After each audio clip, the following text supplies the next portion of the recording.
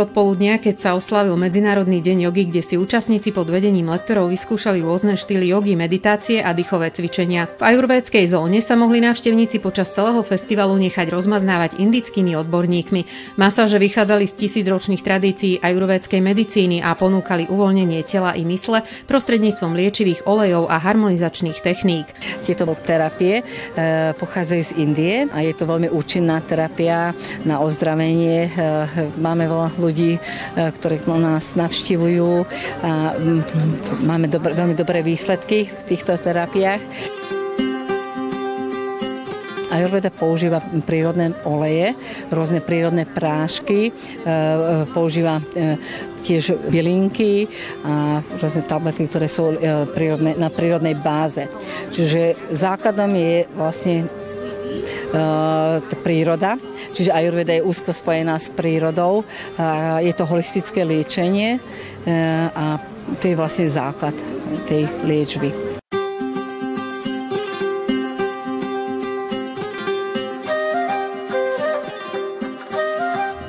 Kultúrnu zložku festivalu rozžiaril Bollywood. Tanečné skupiny predviedli dynamické choreografie, ktoré spájali tradičné indické tance s modernými prvkami Bollywoodu. Niektorí sa pridali aj do tanečných workshopov a skúsili si základy tohto ikonického štýlu.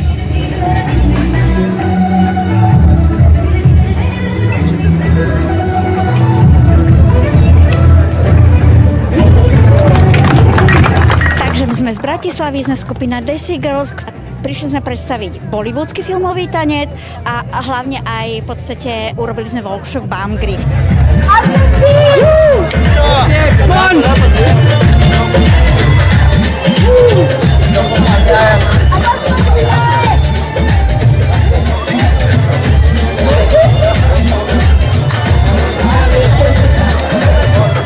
Indický tanec je vlastne filmový tanec, ktorý je typický pre vlastne indickú kinematografiu.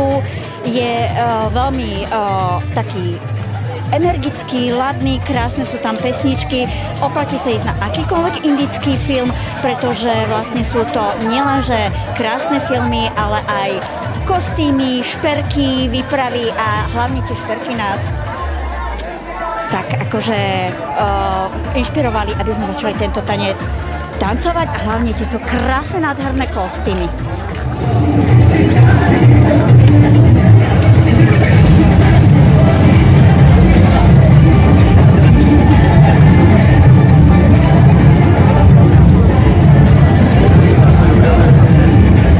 Obrovskému záujmu sa tešila aj Cricket zóna. Členovia Bratislava Cricket Club počas popoludnia predvádzali základy tohto obľúbeného športu a vysvetľovali jeho pravidlá. Návštevníci si mohli sami vyskúšať, aké je to chytiť loptičku alebo odraziť ju pálkou.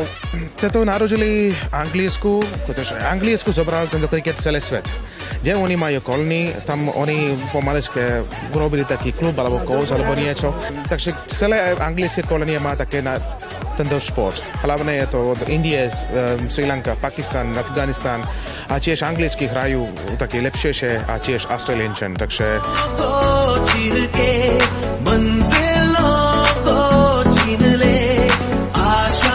treba urobiť tento šport na Slovensku, takže okolo 10 rokov my sme intenzívne urobím také jeden klub a náš klub sa volá Friends 11. Toto my sme hrám normálne v Bratislave a my sme chodím na Rakúsko a tiež Česká iná druhá liga. My sme vyhrali okolo 6 krát ako čampioni a potom 2-3 krát my sme bola druhá alebo tretia strana. Takže naša hlavná vec je, toto treba učiť pri slovenským ľuďom, ale niekto asi bude miluje taký šport a treba učiť, my sme treba urobiť niečo pri takéto ľuďom a tiež my sme hľadáme nejaké miesto, pretože my sme nemáme žiadne miesto na hrať.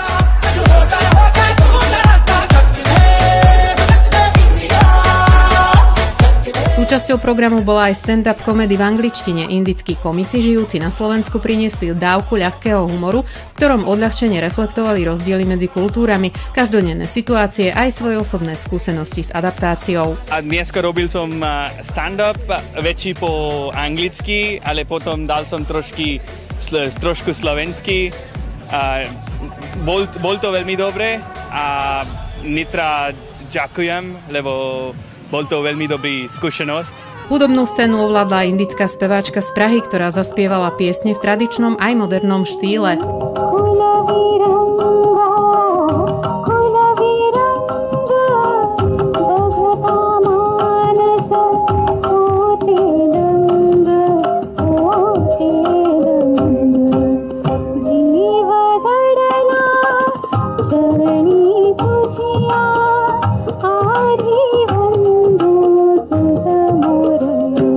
Po nej sa park premenil na tanečný.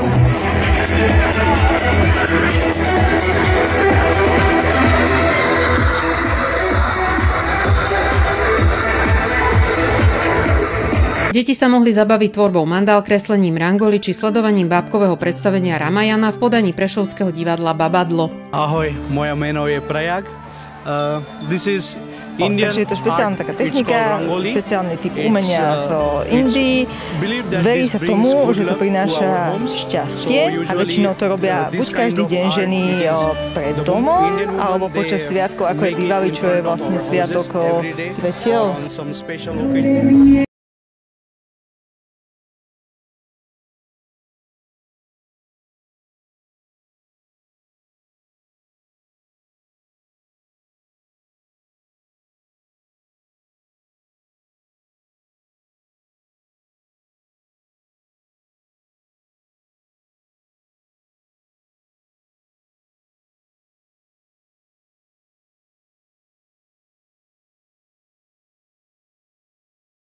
Festival priniesol aj vizuálne zážitky. Medzi zónami premával ikonický tuk-tuk, ktorý do Nitry priviezol známy český cestovateľ Tomáš Vejmola.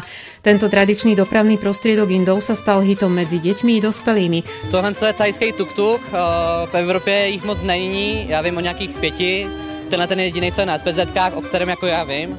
Koupil jsem si ho v Thajsku před 7 lety a jel po ose domů přes Thajsko, Laos, Malajzii, Myanmar, Indii, Nepál, Irán, Turecko a jel jsem tady kolem vás přes Nitru a do hranic na Moravě. To hlavně thajský stroj a všude takhle po světě, takové to, co má 3 kola a vzadu místa, tak je to převážně taxík.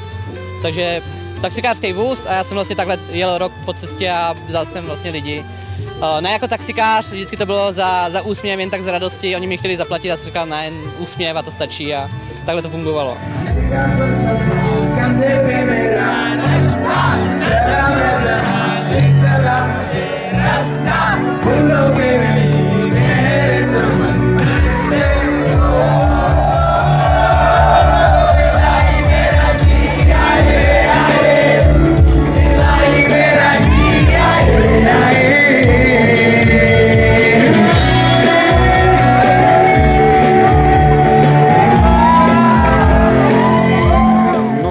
Objavili rôzne nové veci, chute a teda, keďže tu máme indické jedlo a snažíme sa teda zacieliť na všetky zmysly, keďže aj keď človek príde do Indie, tak je to veľký útok na všetky zmysly a my sa tu trošku snažíme napodobniť a trošku priniesť tú Indiu na jeden deň sem.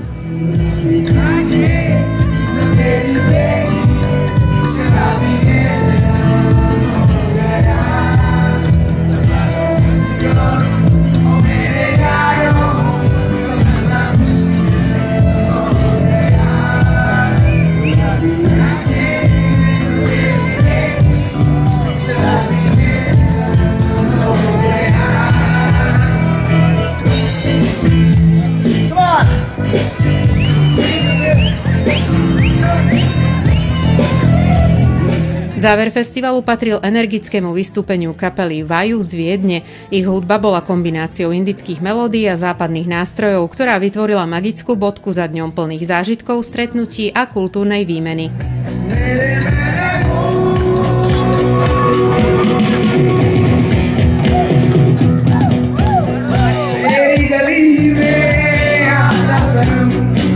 Never